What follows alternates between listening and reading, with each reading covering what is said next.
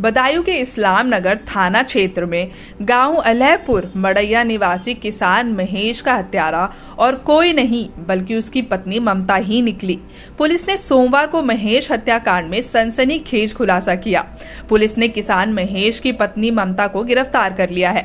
पूछताछ में उसने बताया कि उसका पति महेश ब्याज पर रुपए देता था। उसने करीब 10 साल पहले अपना खेत बेचा था, तभी से वो ब्याज का काम कर रहा था, लेकिन वो उसके खर्चे के लिए रुपए नहीं देता था। इसी बात को लेकर उसके घर में रोजाना विवाद होता था और महेश उसके साथ मारपीट भी करता था, जिससे वो काफी तंग आ चुकी थी।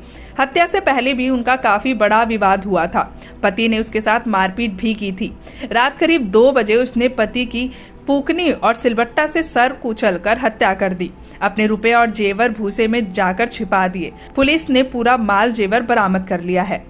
देखिए, दिनांक 24/5 को प्रातःकाल ये सूचना प्राप्त हुई कि इस्लाम नगर के गांव में एक व्यक्ति की हत्या कर दी गई है। और मौके पे जब पुलिस पहुंची तो उसकी पत्नी ने बताया कि 4 बदमाश घर में घुसे थे, जिन्होंने उनसे उनके जेवर ले लिए, पैसे ले लिए और पति के सर पे वार करके, जिसके बाद उसकी मृत्यु हो गई, वो चले गए। घटना स्थल का निरीक्षण करने के बाद और मौके पे जांच पड़ताल करने के बाद इस घटना के अनावरण के लिए, क्योंकि बहुत ही संवेदनशील घटना थी, 3-4 टीमें लगाई गईं और करीब 48 घंटे के प्रयास के बाद इस घटना का खुलासा करते हुए इस घटना में जो अभियुक्त महिला पत्नी, उनको गिरफ्तार कर लिया गया है और उनकी निशानदेही पे हत्या का वेपन भी बरामद कर लिया गया है। और उन्हीं की निशानदेही पे जो जेवर वो उनके द्वारा बताया गया था कि बदमाश ले गए, वो जेवर भी बरामद करा दिए गए हैं उनके द्वारा। घटना के बारे में जानकारी प्राप्त करने पे ये पता चला है कि